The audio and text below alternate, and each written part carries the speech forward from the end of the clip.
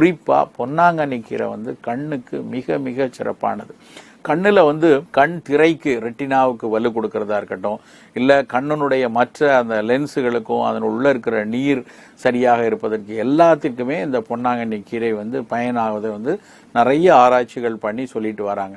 So அதனால் பொன்னாங்கண்ணி கீரையை குழந்தைக்கு சின்ன வயது முதலே கொடுத்துட்டு வந்தோம்னா, ஒருவேளை அவர்களுடைய அப்பா அம்மா கண்ணாடி போட்டிருந்தா கூட குழந்தைக்கு சீக்கிரமே கண்ணாடி போட வேண்டிய ஒரு கட்டாயம் வராது.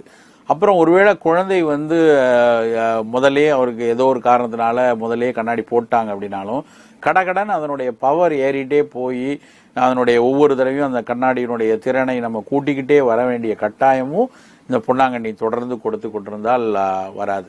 இதைத்தான் வழக்கு மொழியில் ஒன்று சொல்லுவாங்க, போன கண்ணும் திரும்புமா பொன்னாங்கண்ணி கீரையாலேன்னு ஒரு சொலவடை உண்டு. அந்த அளவுக்கு கண்ணே போயிடுச்சுன்னா கூட தொடர்ந்து பொன்னாங்கண்ணி கீரை சாப்பிட்டா அந்த கண் பார்வை